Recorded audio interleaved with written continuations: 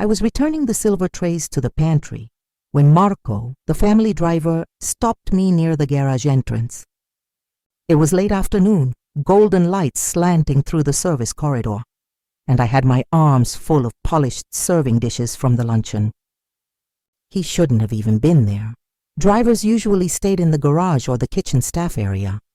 But there he was, blocking my path, his eyes darting toward the main staircase, like he expected someone to appear any second.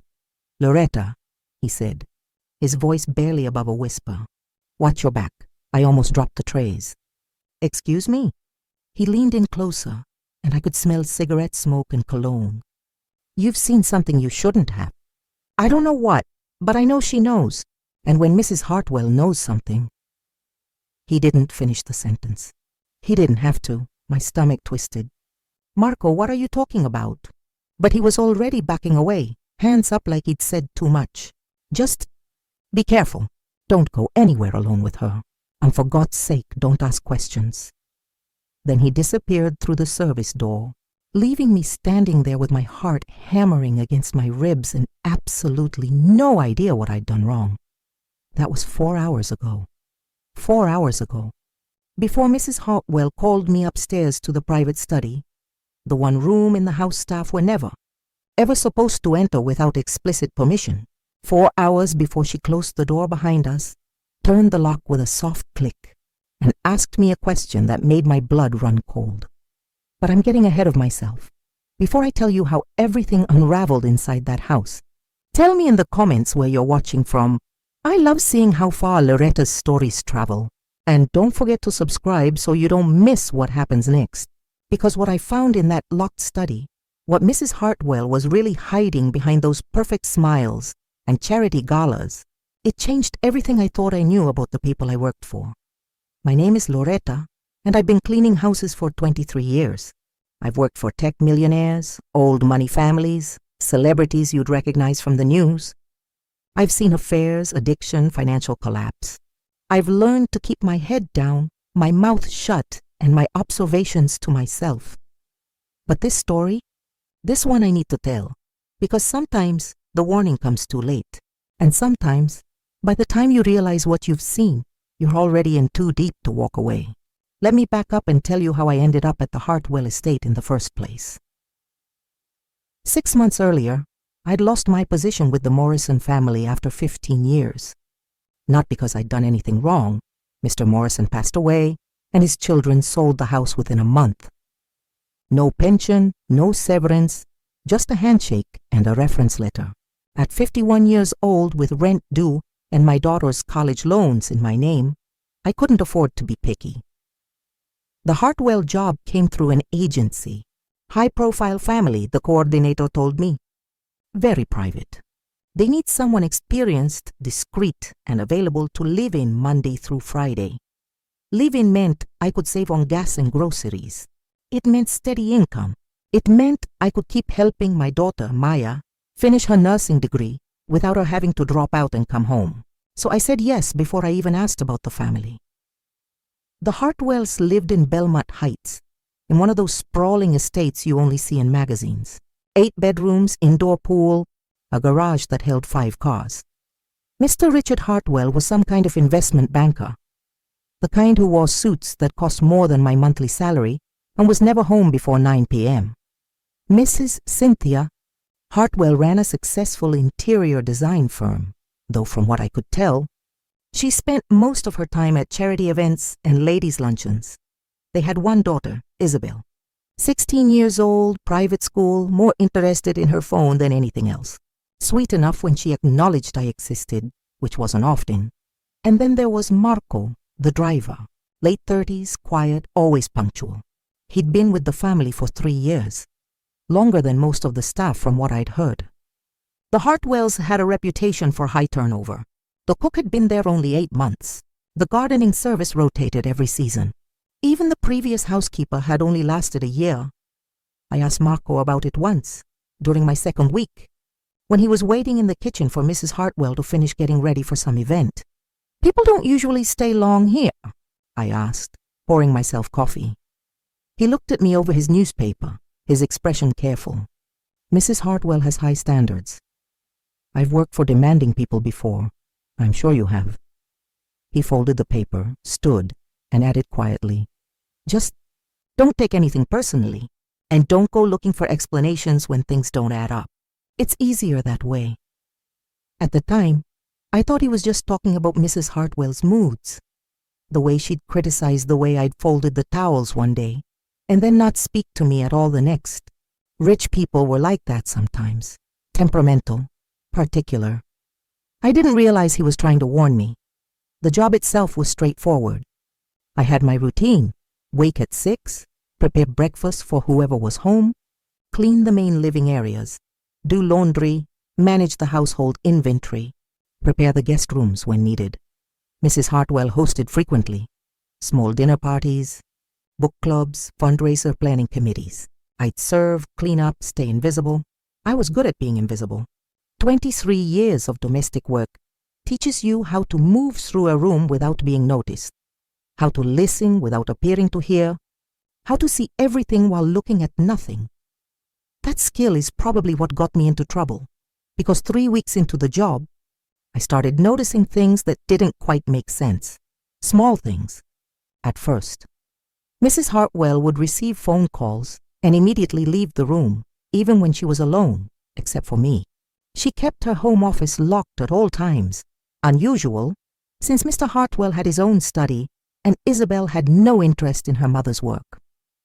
There were deliveries that came to the side entrance, boxes that Marco carried upstairs himself, boxes that were never mentioned and never appeared anywhere in the house afterward. And then there were the luncheons. Mrs. Hartwell hosted them every other Thursday. Always the same 4 women: Patricia Danforth, Margaret Chen, Vivian Rothschild, and someone they called Kay, who never gave her last name. They'd arrive at noon, stay until 3, and I'd serve them tea and those little finger sandwiches rich people pretend are meals. I'd hear them laughing behind the closed doors of the sitting room.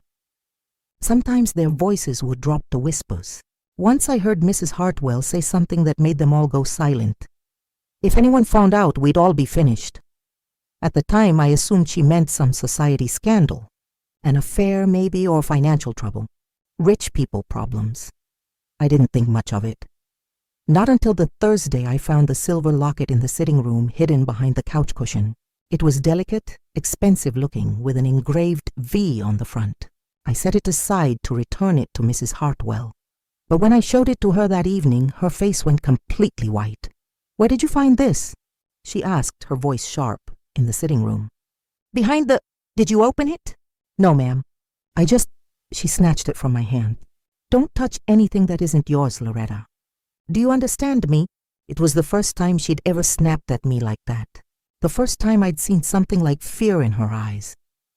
That night, I heard her on the phone in her office, her voice tense and low. I couldn't make out the words, but I heard her say one name clearly: Vivian. The next morning, Marco pulled me aside in the garage and gave me that warning.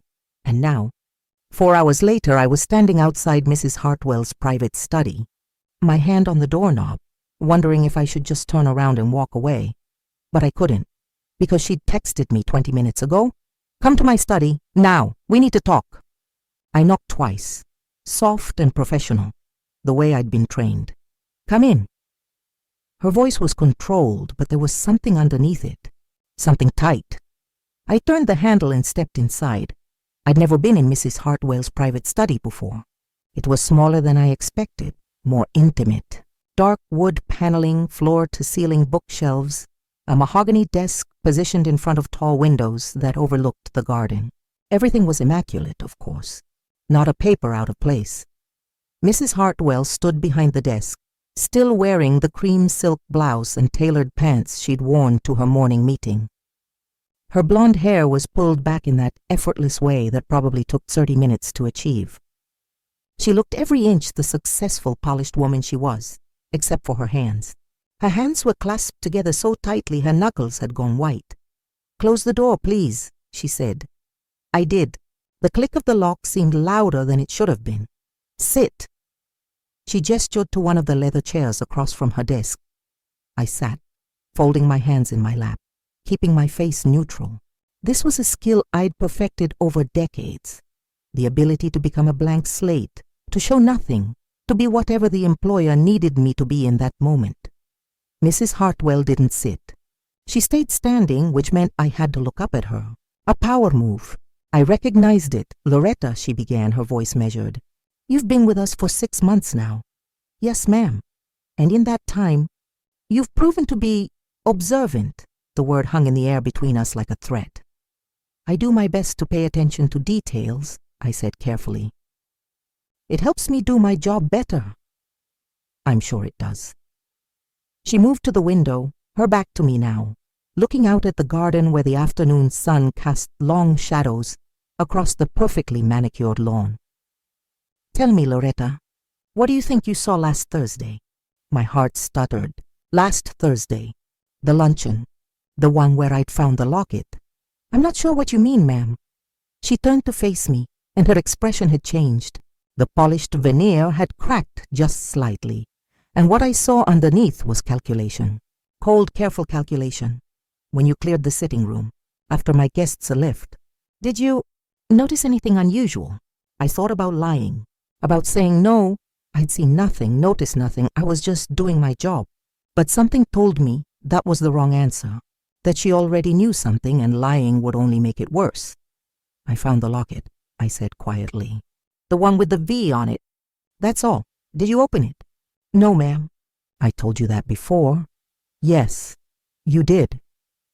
She moved closer, perching on the edge of her desk now, studying me like I was a problem she was trying to solve. "But you were in the room for quite some time." I checked the security footage. 45 minutes to clean a single room, Loretta. That's unusual for you. You're normally much more efficient. Security footage. I'd forgotten about the cameras. They were everywhere in this house.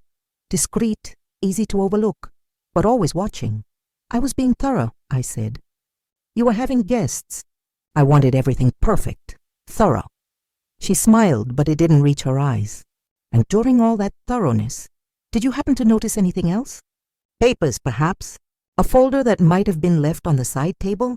A folder." My mind raced back, trying to remember. There had been something. A manila folder, partially hidden under a copy of Architectural Digest. I'd moved it to dust, then put it back exactly as I'd found it. I hadn't looked inside. I never looked inside things that weren't mine, but she didn't know that. And from the look on her face, whatever was in that folder was important enough that she needed to know what I'd seen. "I don't remember a folder," I said, which was technically a lie, but also technically true. I didn't remember what was in it because I'd never looked. Mrs. Hartwell studied me for a long moment. The silence stretched, uncomfortable and thick. Finally, she stood. "Loretta, I'm going to be direct with you because I believe in clarity. There are aspects of my business that are confidential, sensitive, information that, if shared with the wrong people, could be damaging, not just to me, but to several prominent families in this community. I understand discretion, ma'am. I know what you've signed." She walked to a small cabinet by the bookshelf, unlocked it with a key from her pocket, and withdrew something. When she turned back, she was holding a leather-bound journal. "But legal documents only go so far. What I need from you is a personal assurance that what happens in this house stays in this house, completely. No matter what you see, what you hear, or what you think you understand." She set the journal on the desk between us, and I saw that it was actually a checkbook. "I'm prepared to offer you a bonus," she said. $5,000 cash as a gesture of appreciation for your loyalty. $5,000. That was nearly 2 months of my salary. It was also, I realized with a sinking feeling, hush money, Mrs. Hartwell. I said slowly, "I haven't seen anything that would require good." She cut me off, her smile returning bright and sharp as a knife. "Then we understand each other. You may go." I stood, my legs unsteady, and moved toward the door. "Oh, and Loretta." She didn't look up from where she was writing the check. "Marco mentioned he spoke to you earlier. I'd prefer if you didn't discuss household matters with the other staff. It creates confusion." So she knew about Marco's warning. Of course she did. I nodded and left, pulling the door closed behind me. In the hallway, I pressed my back against the wall and tried to catch my breath. My hands were shaking because I'd just realized something. Mrs. Hartwell thought I'd seen something in that folder, something worth $5,000 to keep quiet about. But I hadn't seen anything, which meant whatever she was hiding was bad enough that even the possibility I'd seen it was worth paying me off.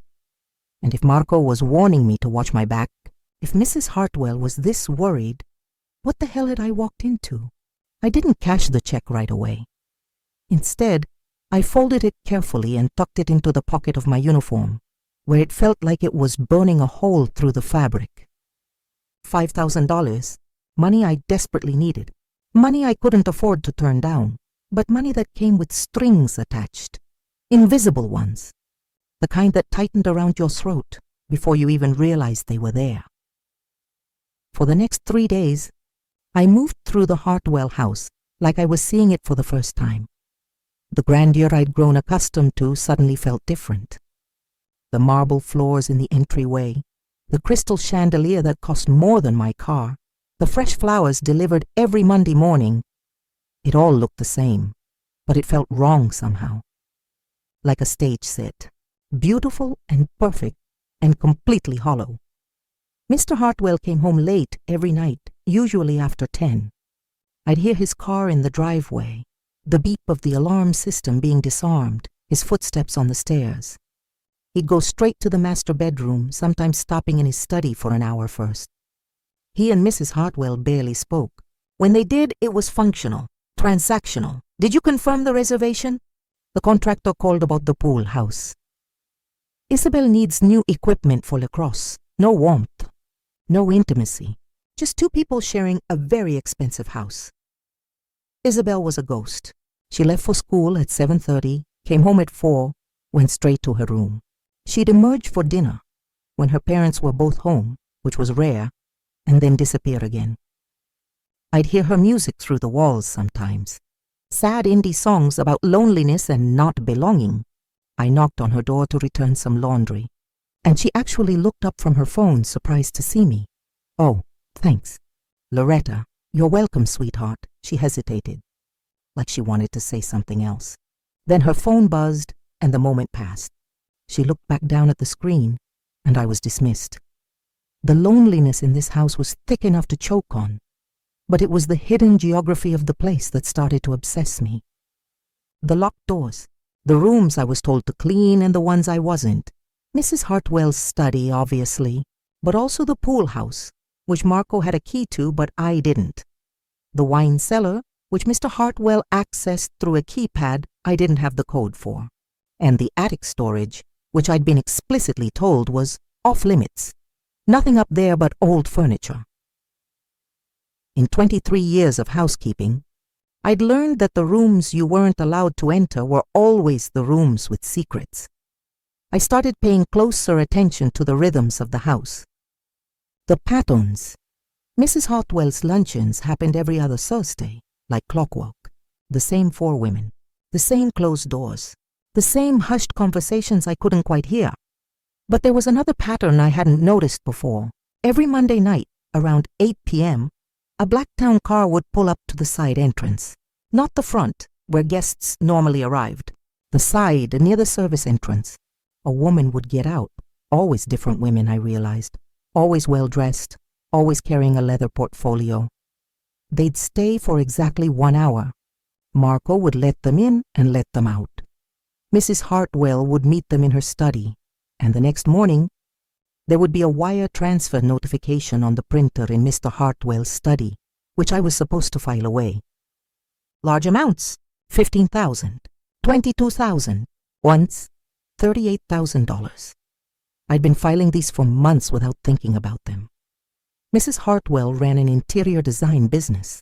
Clients paid deposits. Wire transfers were normal, except interior design consultations didn't happen at 8 p.m. on Monday nights. And they didn't require Marco to stand guard in the hallway outside the study, his arms crossed, making sure no one got close. On Thursday morning, 3 days after the hush money conversation, I was cleaning the second-floor hallway when I heard voices from Mrs. Hartwell's bedroom. The door was open just a crack, and I recognized both voices immediately. Mrs. Hartwell and Margaret Chen, one of the Thursday luncheon women. "It's getting too risky," Margaret was saying. "Patricia is nervous. She wants out. Patricia signed the same agreement we all did." Mrs. Hartwell's voice was cold. She knew what she was getting into. "That was before the audit." "Before? There is no audit. I made sure of it." "How?" A pause. Then, "The same way I made sure of everything else. By being thorough." I heard footsteps approaching the door and quickly moved down the hallway, my cleaning caddy rattling. By the time Mrs. Hartwell emerged with Margaret, I was halfway to the stairs, my back to them, apparently oblivious. But my heart was racing. An audit. An agreement they'd all signed. Patricia wanting out, and Mrs. Hartwell making sure of it.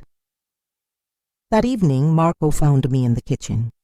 I was prepping vegetables for dinner and he walked in, grabbed a water bottle from the fridge, and said quietly, without looking at me, "Did you take the money?"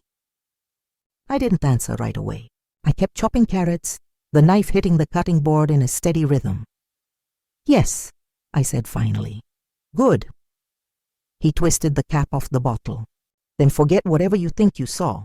Forget whatever you think you heard. And for God's sake, Loretta." Now he did look at me, and his eyes were serious, almost sad. "Stop being so damn observant." He left before I could respond. I looked down at the check in my pocket, still undeposited, and I realized something that made my blood run cold. Marco wasn't trying to protect me. He was trying to protect himself, because whatever was happening in this house, he was part of it too. I wish I could tell you I decided to investigate because I was brave or principled, or had some deep moral conviction about uncovering the truth. But the honest reason was much simpler. I was scared. Scared that whatever Mrs. Hartwell was hiding was bad enough that knowing about it, or even thinking I knew about it, put me in danger. Scared that Marco's warnings weren't just about keeping my job, but about keeping myself safe. And scared that if I didn't figure out what was actually going on, I might end up like whoever came before me. Because I'd started asking questions. The cook, Maria, had been there 8 months. I asked her casually one morning while she was prepping lunch, "Did you ever meet the housekeeper before me?" She'd stiffened, her knife pausing mid-chop. "No, she was gone before I started." "Do you know why she left?" "Mrs. Hartwell said she moved out of state. Family emergency." Maria didn't look at me. "Why are you asking?" "Just curious." But I could tell from her body language that she didn't believe that was the real reason, and she didn't want to talk about it. I tried the gardening service next. Different approach. When the crew came on Wednesday, I brought them water and made small talk with the foreman. "You guys have been coming here long? 6 months maybe? We got the contract after the previous company was let go." "Oh? What happened with them?" He shrugged. "No idea. Mrs. Hartwell just called our office one day, said she needed new landscapers immediately. Paid double our usual rate for the first month." He grinned. "We didn't ask questions. No one asked questions. That seemed to be the survival strategy around here, but I needed answers. And there was only one place I was going to find them. In the places I wasn't supposed to look. My opportunity came on Friday afternoon. Mrs. Hartwell had a showing at a client's house, a big renovation project in Pacific Heights. She'd be gone from noon until at least 5. Mr. Hartwell was in New York for the weekend. Isabel had lacrosse practice until 4:30. Marco was driving Mrs. Hartwell to the showing. For the first time in 6 months, I would be completely alone in the house for at least 3 hours. I waited 30 minutes after they left, just to be sure. Then I went to Mrs. Hartwell's study. The door was locked, of course, but I'd been cleaning houses for 23 years. You learn things, like the fact that interior door locks are usually simple pin tumbler mechanisms, and that a sturdy bobby pin and a flathead screwdriver can open most of them in under a minute if you know what you're doing. My hands were shaking so badly it took me 3 tries, but the lock clicked open. I pushed the door wide and stepped inside, my heart hammering so loud I was sure someone would hear it, even though I was alone. "You're just cleaning," I whispered to myself. You're just doing your job. But I wasn't, and we both knew it. The study looked exactly as it had during our conversation 3 days ago. Immaculate desk, organized bookshelves, everything in its place. I had maybe 2 hours before I needed to worry about anyone coming home, but every second felt like stolen time. I started with the desk drawers. The top one was unlocked. Pens, business cards, nothing unusual. The second drawer had file folders labeled with client names, fabric swatches, paint samples, normal interior design work. The third drawer was locked. I stared at it for a long moment. This was it, the line. Once I crossed it, there was no going back. I crossed it. The lock was more sophisticated than the door. A small key lock, not a pin tumbler. I tried the letter opener from the desk. Too thick. I tried a paper clip, straightened and bent. Nothing. Then I remembered Mrs. Hartwell wore a necklace every day. A delicate gold chain with a small pendant. But underneath that pendant, almost hidden, was a second, smaller chain. One I'd only noticed because I'd helped her with a stuck zipper once and had seen it up close. A chain with a tiny key, which meant the key wasn't in this room. It was on her person. I sat back in her chair, frustrated, and that's when I noticed something. The desk had a small gap between the drawer unit and the main desktop. When I leaned down to look, I could see something wedged in the back, a piece of paper, folded and jammed into the tiny space like it had fallen and gotten stuck. I had to pull the drawer out completely to reach it, my fingers straining to grab the edge. When I finally pulled it free, I saw it was a printed email. The header read, Re-October. Arrangement confidential. My eyes scanned down, Cynthia. Patricia is having second thoughts about the November transaction. She's concerned about the paper trail, especially after what happened with the Kellerman situation. Margaret and I are confident we can keep her in line, but you need to handle the documentation issue. If there's any chance of an external audit, we're all exposed. The deposits need to be restructured. Talk to your contact at Meridian Trust. Make sure everything looks legitimate on both ends. Kay is getting nervous too. Remind her that we all have too much to lose. No one walks away from this. Not now. Vivian. The locket with the V had belonged to Vivian Rothschild. I read it twice, my mind racing. October arrangement. November transaction, deposits, paper trail. Meridian Trust. This wasn't interior design. This was something else entirely. I pulled out my phone and took a photo of the email. My hands trembling so badly I had to take 3 shots to get one that wasn't blurred. Then I carefully folded it and wedged it back into the gap, exactly as I'd found it. I was just sliding the drawer back into place when I heard it, the sound of a car in the driveway. Blood turned to ice. I looked at my phone. It was only 2:15. Mrs. Hartwell wasn't supposed to be back for hours. I could hear the car door slam. Footsteps on the gravel, the front door opening. I shoved the drawer closed, grabbed my cleaning supplies. Thank God I'd had the presence of mind to bring them, and was halfway to the door when I heard Mrs. Hartwell's voice in the foyer, talking to someone on the phone. Completely unacceptable. I don't care what the inspector said. We're not pushing the timeline back. Handle it. She was coming up the stairs. I looked around desperately. If I left the study now, she'd see me coming out of it. If I stayed, she'd find me here. Neither option was good. I did the only thing I could think of. I opened the door, stepped out with my cleaning caddy, and started dusting the picture frames in the hallway like I'd been there all along. Mrs. Hartwell appeared at the top of the stairs. Just as I was polishing the glass on a photograph of the family at some charity gala, she stopped when she saw me, her phone still pressed to her ear. "I'll call you back," she said into the phone, and ended the call. We stared at each other. Loretta. Her voice was carefully neutral. I didn't expect anyone to be home. "I'm just doing my regular cleaning, ma'am." My voice was steady. "Years of practice. I have the upstairs scheduled for Friday afternoons." Of course. But her eyes had shifted to her study door. Looking, checking. I closed it. I was sure I'd closed it, but had I locked it? I couldn't remember. She walked past me, her heels clicking on the hardwood floor, and went straight to the study. Her hand went to the doorknob. It turned. The door was unlocked. Mrs. Hartwell stood completely still in the doorway, for what felt like an eternity. Then she stepped inside. I heard her moving around, checking, drawers opening and closing, papers rustling. I kept dusting the same photograph over and over, my hand moving in mechanical circles while my mind screamed at me to run. Finally, she came back out. "Loretta." "Yes, ma'am." "Did you clean my study today?" This was it. Lie and maybe she'd believe me. Tell the truth or some version of it, and maybe I could talk my way out. "No, ma'am," I said, meeting her eyes. "You asked me not to enter without permission. I've been working in the hallway and the guest bedrooms." She studied me for a long, agonizing moment. "I see." She glanced back at the study door. "I must have forgotten to lock it this morning. How careless of me." "It happens, Mom." "Yes." Another pause.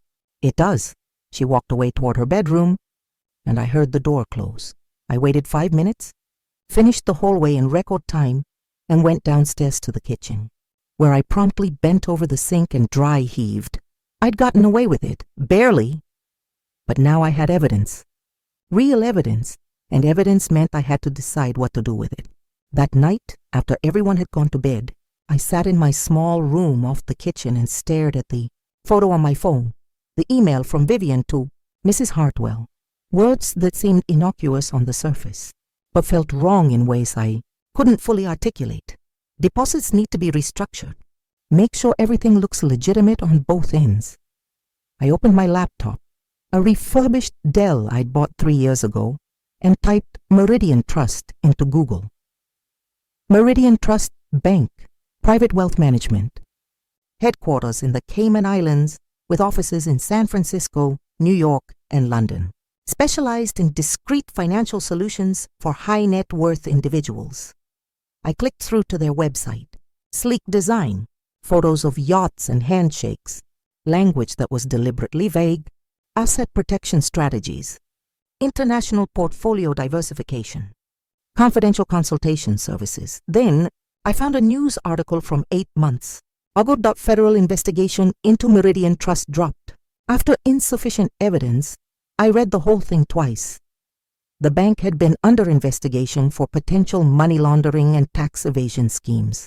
Federal prosecutors suspected they were helping wealthy clients hide assets offshore, create shell companies, and move money in ways that avoided reporting requirements. But the investigation had stalled. Key witnesses had refused to cooperate. Documentation had mysteriously disappeared. The case was closed due to insufficient evidence to proceed. My hands felt cold. I went back to the email. Read it again. Make sure everything looks legitimate on both ends. We all have too much to lose. No one walks away from this. These weren't interior designers worried about fabric deliveries. These were women involved in something illegal, something serious enough that they'd coordinated their story, signed agreements, and were paying off staff to keep quiet, and I'd just photographed evidence of it. I thought about my daughter, Maya, about her tuition payments, about the tiny apartment I could barely afford, about the fact that I was 51 years old and I'd been cleaning other people's houses my entire adult life because I'd never had the education or opportunities to do anything else. $5,000 was sitting in my pocket. Undeposited, delete the photo. Cash the check. Keep my head down. That was the smart move. The safe move. But I couldn't stop thinking about what Marco had said. No one walks away from this. What happened to the housekeeper before me? The one who'd left for a family emergency? Had she seen something too? Had she been offered money or threatened or... I couldn't finish the thought.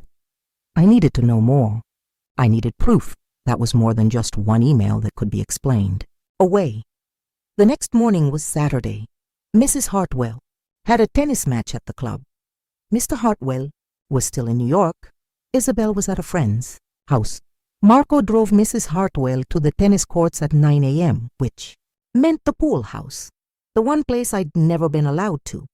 Ento was unguarded. I'd seen Marco go in and out of it dozens of times, always alone, always carrying things, boxes, briefcases, sometimes what looked like bags of documents. He had the only key, but I'd watched him closely over the past week. I'd seen where he kept his keys when he was waiting in the kitchen, hanging on a hook by the service entrance next to his jacket. I had maybe 90 minutes. 2 hours if I was lucky. The key ring had 6 keys on it. I tried 3 before I found the right one. The pool house was smaller than I expected, just one large room with a bathroom attached. But it wasn't set up for guests or storage like I'd assumed. It was set up like an office. A folding table held 2 laptops, both password protected and closed. Filing boxes were stacked against one wall, labeled with years, 2023, 2024, 2025.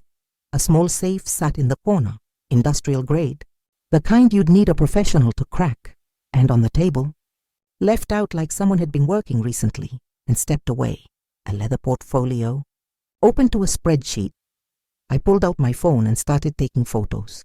The spreadsheet had names in one column, amounts in another, dates in a third. I recognized some of the names: Patricia Danforth, Margaret Chen, Vivian Rothschild, and others I didn't recognize.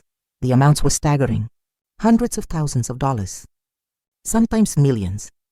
Each entry had a notation in the final column: MT, processed, or MT, pending, MT Meridian Trust. This wasn't just Mrs. Hartwell. This was all of them. The Thursday luncheon women. They were all moving money through Meridian Trust, all hiding assets, all coordinating. I photographed everything I could. The spreadsheet, the filing box labels, the laptops. Then I saw something that made me freeze, a folder sitting beneath the portfolio. Plain manila, no label. I opened it. Inside were documents, legal documents, and on top, a death certificate, Linda Marie Gonzalez. Date of death, March 14, 2024. Cause of death, automobile accident. I didn't recognize the name. But when I looked at the attached employment record, my blood went cold. Position, housekeeper. Employer, Hartwell Residence. Duration, August 2023, March 2024. Linda Gonzalez, the housekeeper before me. She hadn't left for a family emergency. She was dead. My hands were shaking so badly I almost dropped my phone. I photographed the death certificate, the employment record, and then I saw something else paperclipped to the back. A police report. Single vehicle accident. No witnesses. Vehicle left roadway on Highway 1, went over embankment. Driver killed instantly. Investigation concluded. Driver error, possibly fell asleep at wheel. But someone had handwritten a note in the margin. I had to zoom in to read it. Case closed. No further action required. Mikishmok Marco Hernandez. I heard a car door slam. Oh God, oh God. I shoved everything back into the folder, closed the portfolio exactly as I'd found it, and ran for the door. My hands fumbled with the lock. The key wouldn't turn. Come on, come on! It clicked. I slipped outside, locked the door behind me, and sprinted across the lawn to the main house. I made it to the service entrance just as I heard Marco's voice from the driveway. Forgot my phone. I'll just be a minute. I hung his keys back on the hook. My fingers barely able to grip them, and forced myself to walk, not run, to the kitchen, where I grabbed a dishcloth and started wiping down counters I'd already cleaned. Marco appeared in the doorway. He looked at me, looked at the counters, looked at his keyring on the hook. Loretta. Marco. My voice sounded normal. How was my voice normal? You're working Saturdays now. Mrs. Hartwell asked me to prep for tomorrow's brunch. Last-minute thing. He stared at me for what felt like an hour. Then he grabbed his phone from the counter where he'd left it, nodded, and left. I waited until I heard his car pull away. Then I went to the bathroom and threw up. Linda Gonzalez had died in a car accident 3 weeks after I'd been hired. 3 weeks after she'd left for a family emergency. And Marco had written "case closed" on her police report. Either he was a police officer, which he wasn't, or he had connections. Or he paid someone off. Or I couldn't think about all the possibilities, because they all led to the same terrifying conclusion. Linda had seen something, and now she was dead. And I had just photographed the same evidence she must have found. That night, I lay in bed staring at the ceiling, my phone on the nightstand, with all the photos stored in a locked folder. I'd already backed them up to a cloud account. If something happened to my phone, the evidence would still exist. If something happened to me, I couldn't think like that. But I also couldn't ignore what I knew now. This wasn't just tax evasion or hiding money. This was organized. This was coordinated. And people who got in the way ended up in accidents. Around 2 a.m., I heard footsteps outside my door. Soft, deliberate, stopping right outside. I held my breath, my heart pounding so hard I was sure whoever was out there could hear it. The footsteps moved away. I didn't sleep that night, and in the morning, I found something that confirmed my worst fears. Taped to my door was a single piece of paper. No envelope, just paper folded once. Inside, in printed letters, "Stop looking. This is your last warning." I should have run. That note, that warning taped to my door, should have been enough to make me pack my bags, quit without notice, and disappear. Go back to my apartment, find another family, forget everything I'd seen. But I kept thinking about Linda Gonzalez, about the fact that she was 32 years old when she died, that she had a daughter, according to her employment record, a daughter who was now growing up without a mother, and I kept thinking about that handwritten note on her police report. Case closed. No further action required. Someone had made sure her death looked like an accident. Someone had made sure no one asked questions. If I walked away now, I'd spend the rest of my life looking over my shoulder, wondering if they'd let me go, or if I'd be the next accident. The only way out was through. But I needed more than photos on my phone. I needed something undeniable, something that couldn't be explained away or dismissed. I needed proof that would force someone, anyone, to listen. I waited 2 days before making my next move. 2 days of acting normal, cleaning bathrooms and folding laundry, and pretending I hadn't seen the death certificate of my predecessor. 2 days of avoiding Marco's eyes and responding to Mrs. Hartwell's requests with perfect professionalism. But I was watching and listening. On Tuesday afternoon, Mrs. Hartwell had another one of her Thursday luncheons, except this time it was scheduled for a Tuesday, and only 2 women arrived, Patricia Danforth and Margaret Chen. Vivian Rothschild and the mysterious Kay were notably absent. I served them tea in the sitting room and then retreated to the kitchen, where I'd hidden my phone in the sugar canister, propped up and recording audio through a third-party app I'd downloaded. The app was designed for lectures and meetings, but it picked up voices through walls if they were loud enough. For 90 minutes, I washed dishes and prepped dinner, my ear constantly tuned to the sitting room door 20 feet away. When they finally left, I retrieved my phone and locked myself in the downstairs bathroom to listen. The first 20 minutes were useless. Small talk about someone's vacation in the Hamptons, complaints about contractors, gossip about people I didn't know. But then Patricia's voice, tense and urgent. "Cynthia, I'm serious. I want out. This has gone too far, Mrs. Hartwell. We've been over this. You signed the agreement. You took the money, Margaret. Patricia, we all took the money. That's the point. We're all in this together, Patricia." That was before Linda. Her voice broke off. Before what happened to her? A long silence. Then Mrs. Hartwell, her voice cold. "Linda's death was an accident. A tragic accident. It had nothing to do with us, Patricia." "You really believe that?" "Mrs. Hartwell, I believe what the police report says. And so should you, Margaret. Patricia, listen to me. You're panicking. I understand. We're all under stress. But walking away now would raise questions we can't afford to answer. The restructuring is almost complete. 6 more months, and everything will be clean, untraceable. Patricia, 6 months? What if there's another audit? What if, Mrs. Hartwell? There won't be. I've taken care of it. I've taken care of everything." More silence. Then Patricia, quieter. "And the new housekeeper? Loretta?" My blood froze. "Mrs. Hartwell. She's handled. I offered her the bonus. She took it. She's not a problem, Margaret. Are you sure?" "Mrs. Hartwell. Marco is keeping an eye on her. If she becomes a problem, we'll deal with it the same way we dealt with the last one." I stopped the recording. My hands were shaking so badly I dropped the phone. It clattered against the tile floor, and I scrambled to pick it up, my breath coming in short, panicked gasps. Deal with it the same way we dealt with the last one. Linda hadn't died in an accident. They'd killed her, and I was next. I couldn't stay in that house. Not another night, not another hour.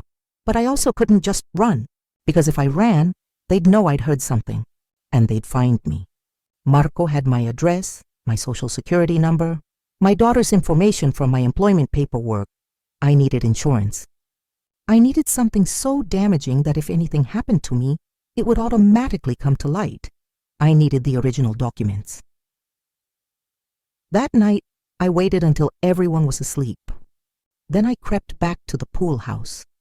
Marco's keys were in his jacket by the service entrance, same as always. My hands barely shook this time. Fear had been replaced by something colder, something sharper. Purpose. I unlocked the pool house and went straight to the filing boxes. I pulled out my phone and used the flashlight, scanning labels until I found what I was looking for.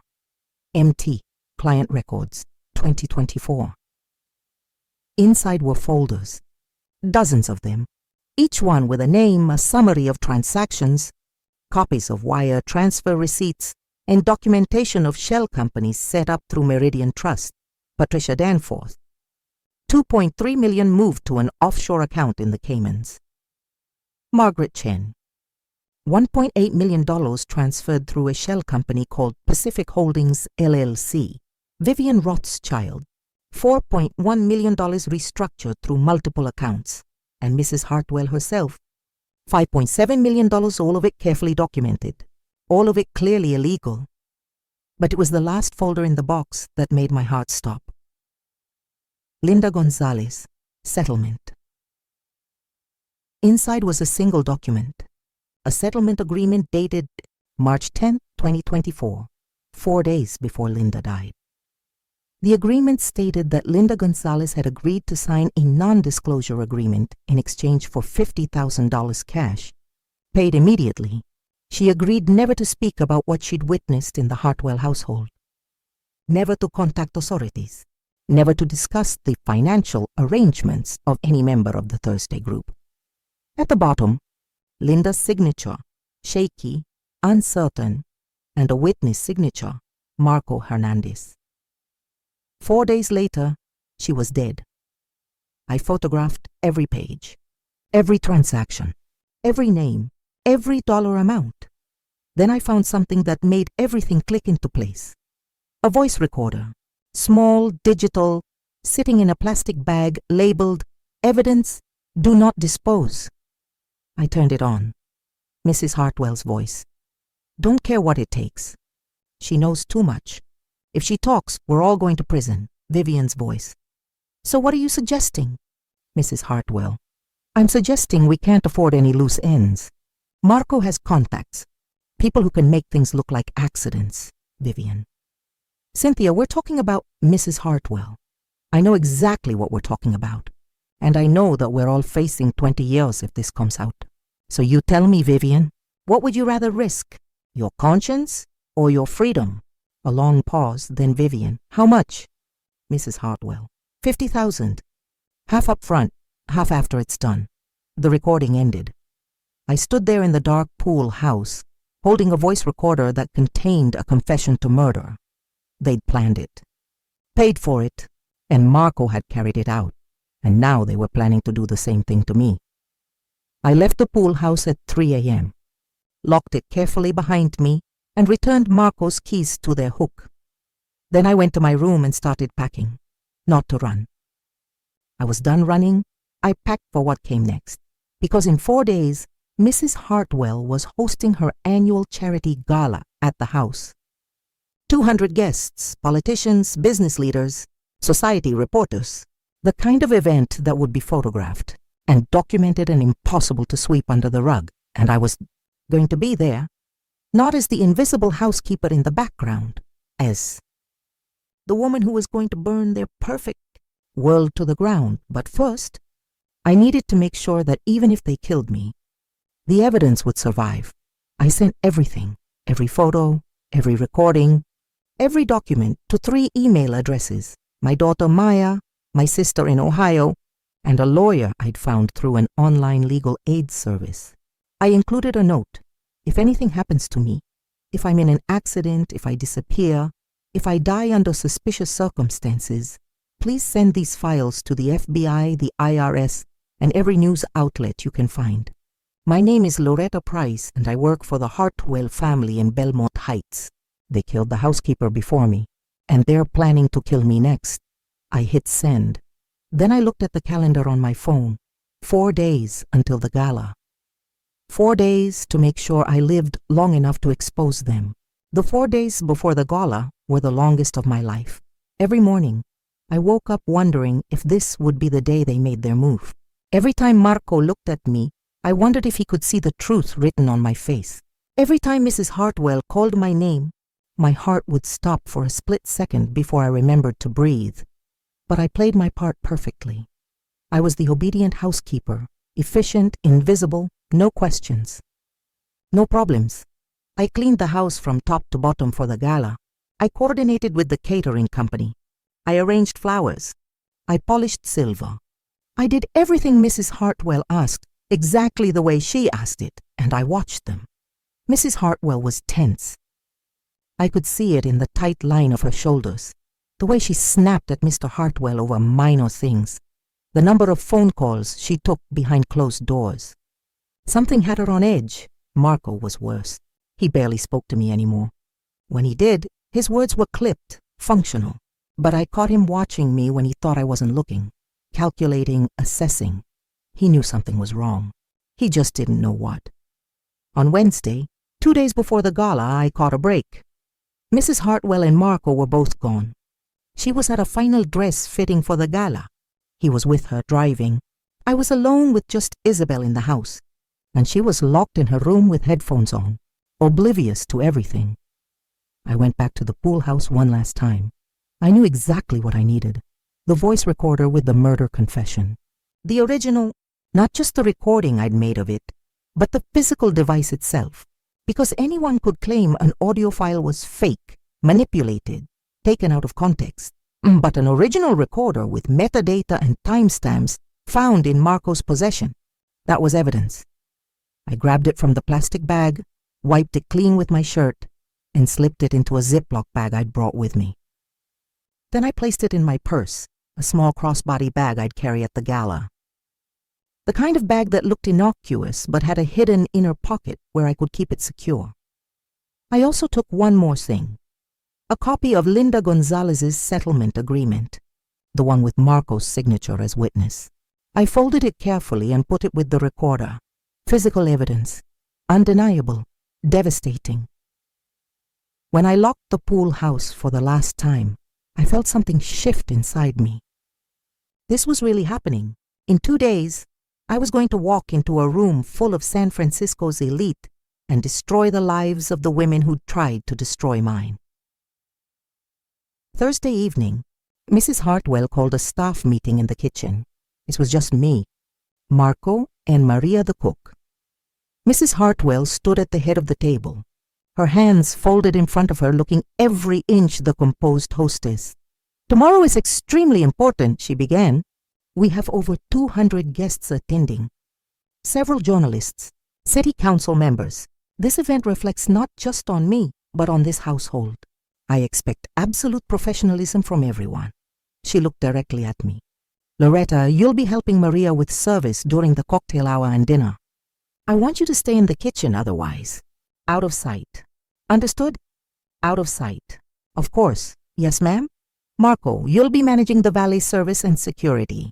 I don't want anyone wandering into areas of the house that are off limits, especially the second floor in the pool house." Marco nodded. "Understood. Good." Mrs. Hartwell's smile didn't reach her eyes. "I'm counting on all of you. Let's make this evening flawless." After she left, Marco turned to me. "You okay, Loretta? You look pale."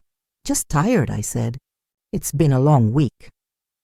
"Tomorrow will be longer." He studied me for a moment longer than necessary. "Make sure you're ready." There was something in his tone. A warning, a threat. "I'm always ready," I said. Friday morning arrived with clear skies and perfect weather.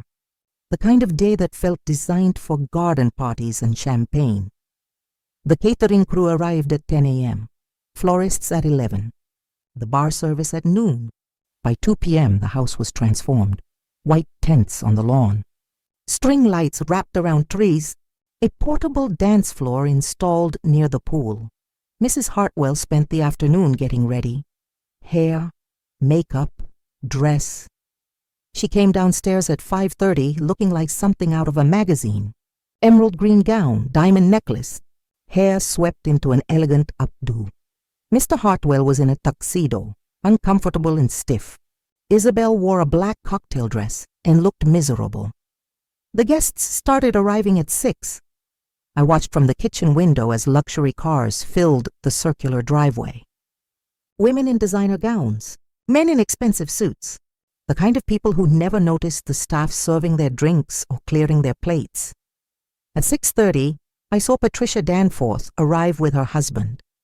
She looked nervous, clutching a champagne flute like a lifeline. At 6:45, Margaret Chen appeared in a red dress, flanked by an older man I assumed was her husband. At 7, Vivian Rothschild made her entrance. Black gown, diamond earrings that probably cost more than my car. She kissed Mrs. Hartwell on both cheeks, and I saw them exchange a look. They all knew something was coming. They just didn't know what. At 7:30, I served hors d'oeuvres in the main parlor. I moved through the crowd like a ghost, offering crab cakes and mini quiches to people who barely glanced at me. I watched Mrs. Hartwell work the room, smiling, laughing, playing the perfect hostess. She stopped to talk with a woman wearing a press badge, San Francisco Chronicle. They chatted about the charity the gala was benefiting, some children's literacy program. Everything was perfect. Everything was controlled. I made my way toward the corner where the Thursday women had congregated. Patricia, Margaret, and Vivian standing close together, drinks in hand. Absolutely certain this is secure, Patricia was saying, her voice low. Cynthia assured me everything's been handled, Margaret replied. The new accounts are clean. The paper trail is gone. And what about... Vivian glanced around, lowered her voice further. What about the housekeeper situation? Marco said it's being handled next week. After the gala, an accident. Brake failure, probably. My hands tightened on the serving tray, but I kept my face blank, kept moving. Just another invisible servant. Next week. They were planning to kill me next week, but next week wasn't going to come. Not for them. At 8 p.m., Mrs. Hartwell clinked her champagne glass to get everyone's attention. Ladies and gentlemen, she called out, her voice carrying across the parlor. If you could all please move into the main ballroom. We're about to begin the program for the evening. The crowd started to flow toward the ballroom, where a small stage had been set up. Mrs. Hartwell would give her speech, present the charity donation, accept applause from the community, and then I would make my move. I slipped away from the crowd and went to the kitchen. From my purse, I pulled out the voice recorder and Linda's settlement agreement. I put them both in the pocket of my serving apron, hidden but accessible.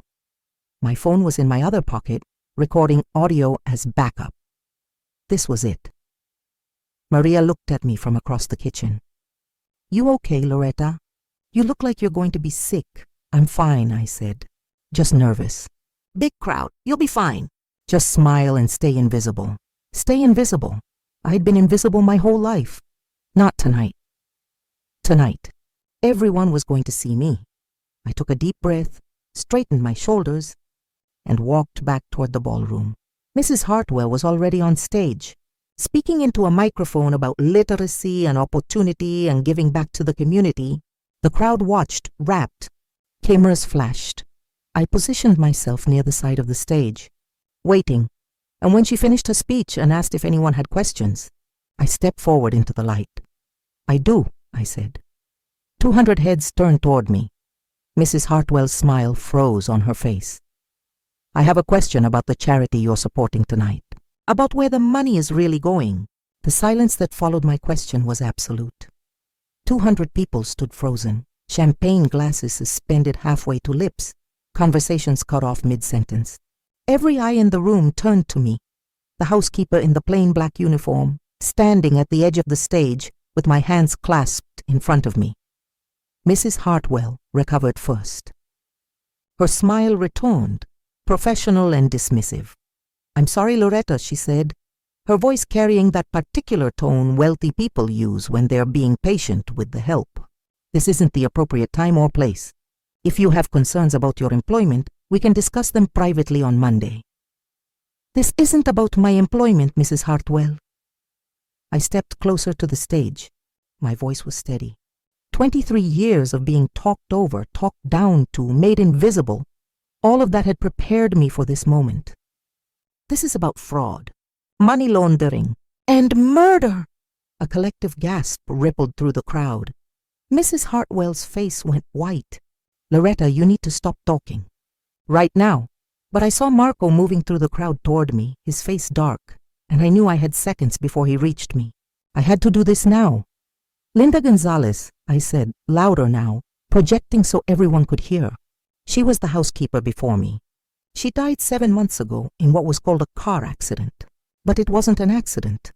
"This is insane," Mrs. Hartwell said, looking at the crowd, trying to regain control. "I apologize, everyone. My housekeeper is clearly having some kind of episode. Marco, please escort her. I have proof." I pulled the voice recorder from my pocket and held it up. "This device contains a recording of you, Mrs. Hartwell, planning Linda's murder with Vivian Rothschild.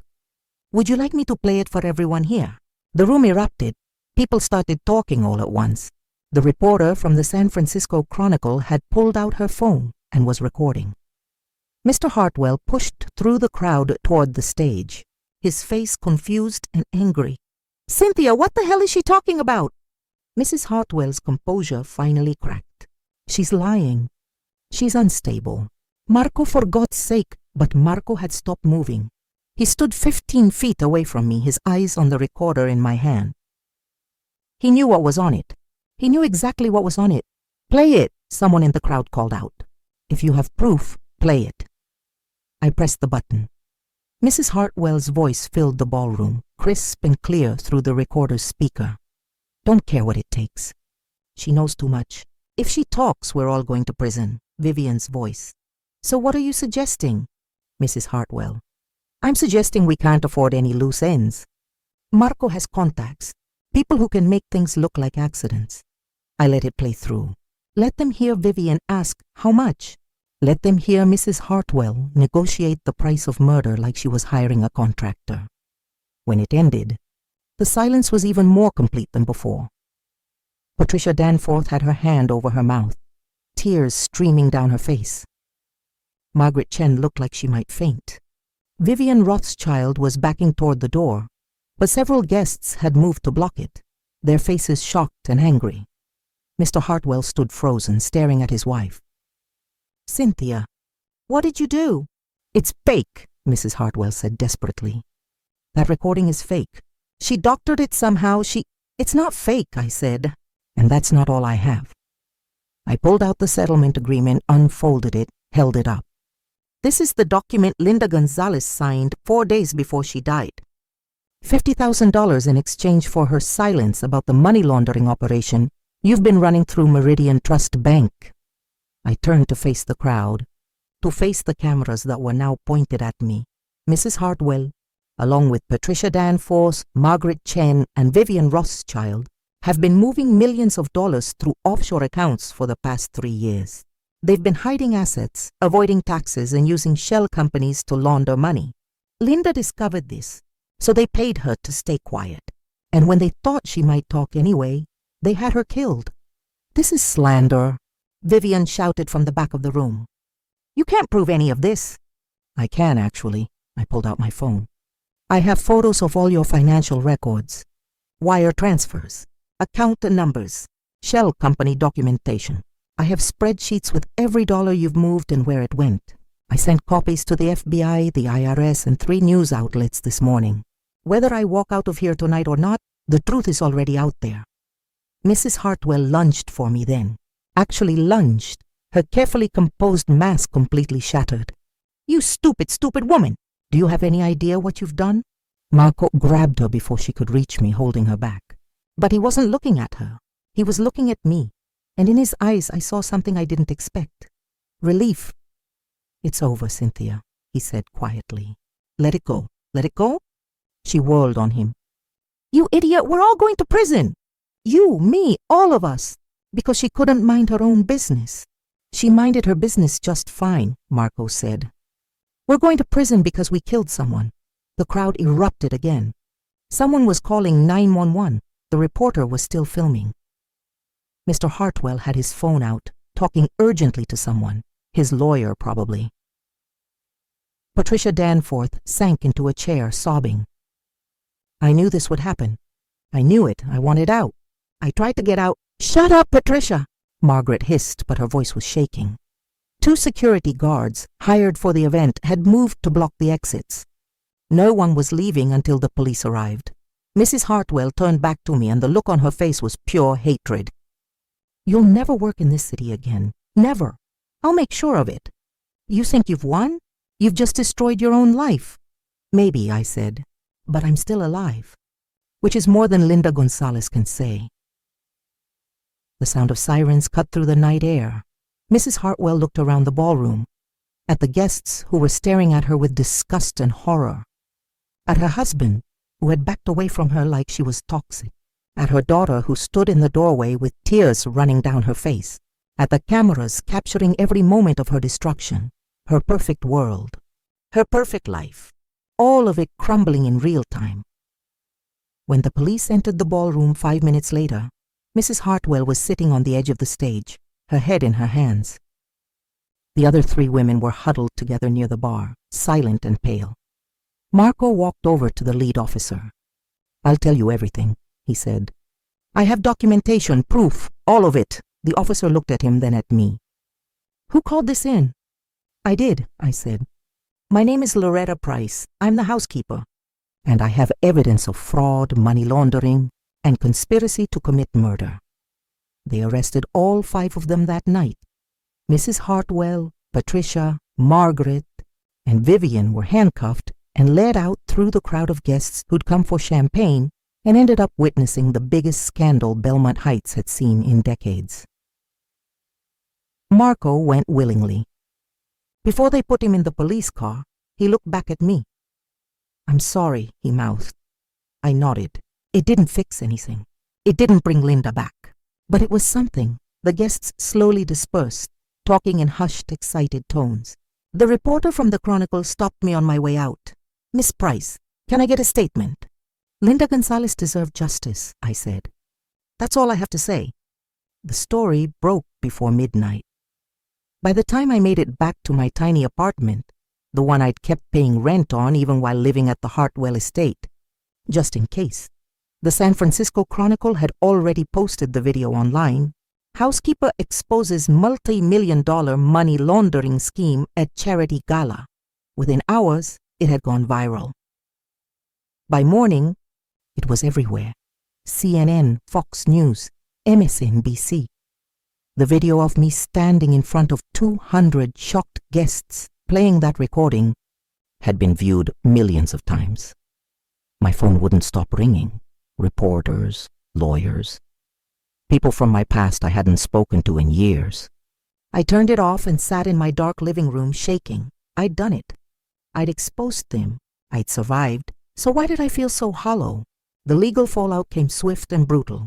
Mrs. Hartwell, Patricia Danforth, Margaret Chen, and Vivian Rothschild were charged with conspiracy to commit fraud, money laundering, tax evasion, and conspiracy to commit murder. The DA called it one of the most extensive financial crimes networks among the city's elite in recent history. Marco was charged as an accessory to murder and conspiracy. But he cooperated fully, turning over every document, every recording, every piece of evidence he'd been keeping in that pool house. Apparently, he'd been documenting everything for years. Insurance, he said, in case things went wrong.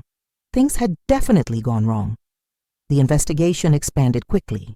The FBI raided Meridian Trust Bank's San Francisco offices. Dozens of other clients were implicated. More wealthy families, more hidden money, more shell companies. What started as 4 women at a Thursday luncheon unraveled into a sprawling web of financial crime that touched politicians, CEOs, and society figures across the Bay Area. Patricia Danforth's husband filed for divorce within a week. Margaret Chen's interior design firm collapsed overnight, every client canceling, every contract voided. Vivian Rothschild's family cut her off completely. I saw her parents on the news, stone-faced, saying they were shocked and appalled. But it was Mrs. Hartwell's fall that was the most complete. Mr. Hartwell filed for divorce and full custody of Isabel.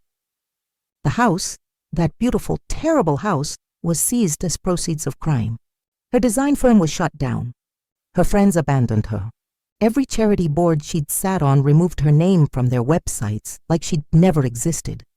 The woman who'd had everything, who'd lived in that perfect world of marble floors and crystal chandeliers, was going to spend the next 20 years in federal prison. Linda Gonzalez's family filed a wrongful death lawsuit. Her daughter, a 19-year-old college student named Sophia, appeared at a press conference with her lawyer. "My mother was a good person," Sophia said, her voice breaking.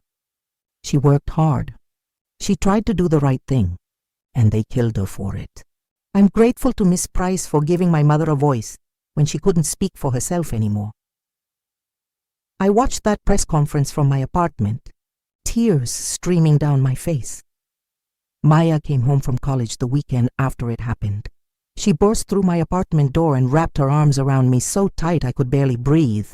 "Mom, Mom." "Oh my God, I saw the videos. I got your emails. I thought," she pulled back, her face wet with tears, "I thought they were going to kill you." "They tried," I said quietly. "They were planning to.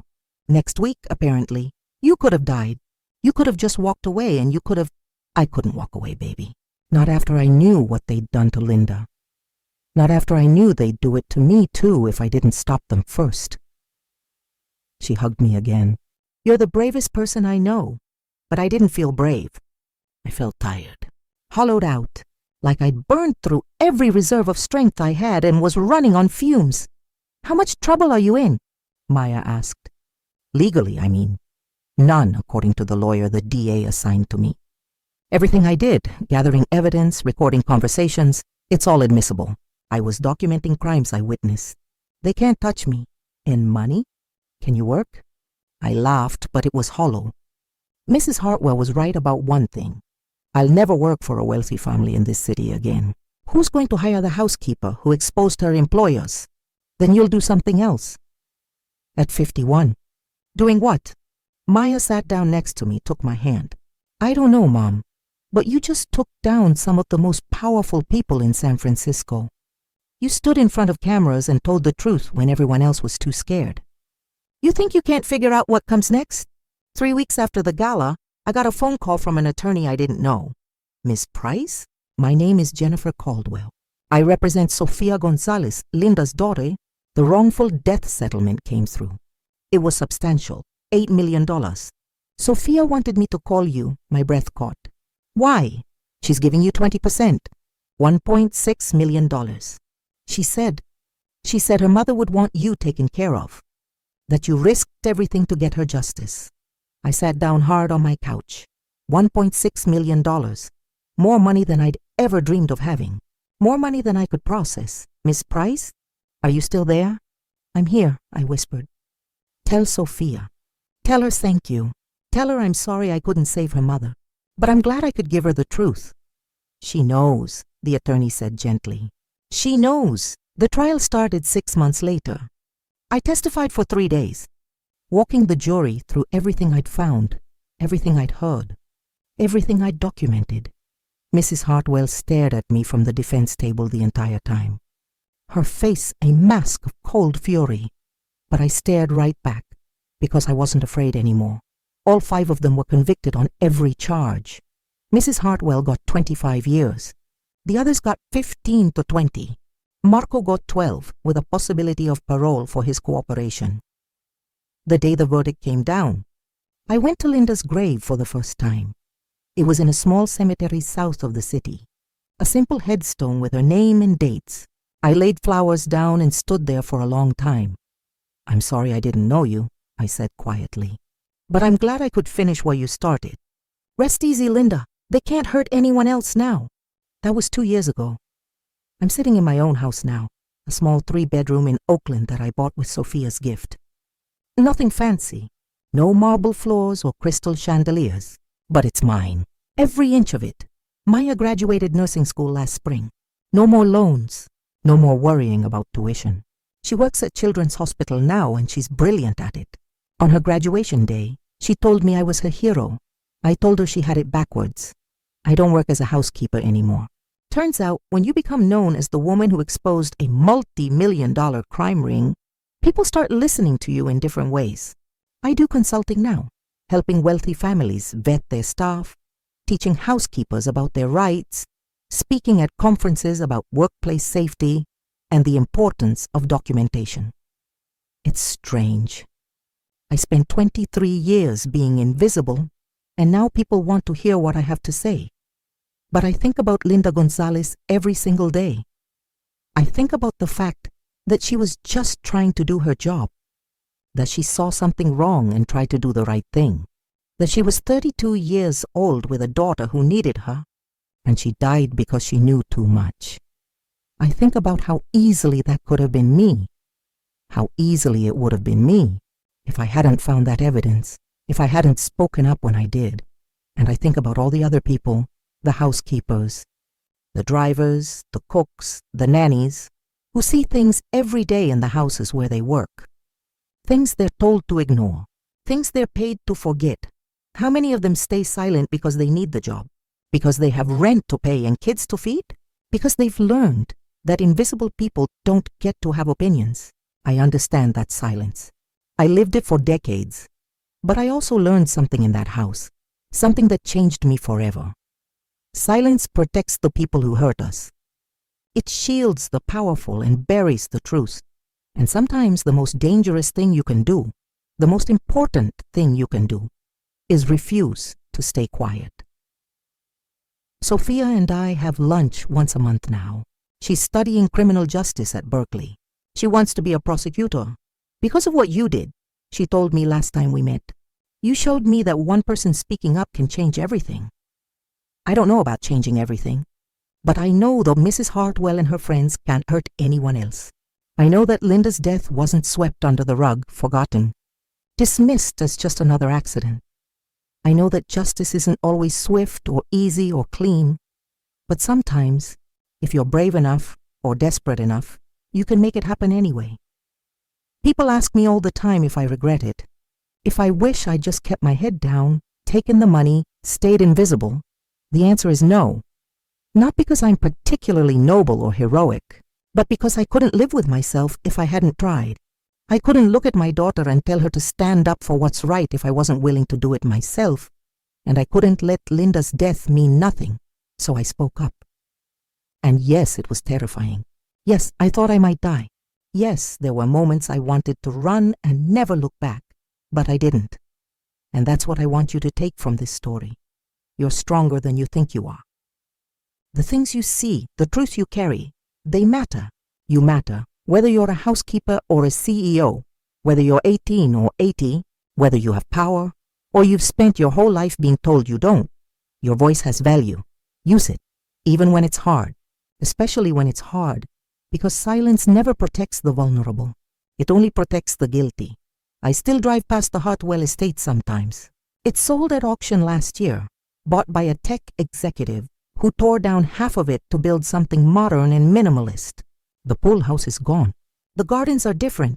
It doesn't look like the same place anymore. Maybe that's fitting. Maybe some places need to be torn down and rebuilt before they can be beautiful again. I like to think Linda would appreciate that. I like to think she'd be proud of what her death accomplished, even though it should never have happened in the first place.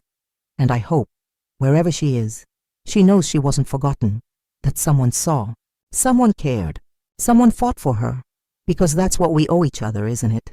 To see each other, to speak up when something's wrong, to refuse to let injustice hide in the shadows just because it's easier to look away. My name is Loretta Price. I'm 53 years old. I used to clean houses. Now I tell the truth. And if my story taught you anything, if it made you think about the invisible people in your own life, or gave you courage to speak up about something that's been weighing on you, then leave me a comment below. Tell me your story. Tell me where you're watching from. Tell me what truth you're carrying that needs to be heard, because we're all in this together. And the more of us who refuse to stay silent, the harder it becomes for the powerful to keep their secrets. Thank you for listening to my story. And remember, you're never as powerless as they want you to believe.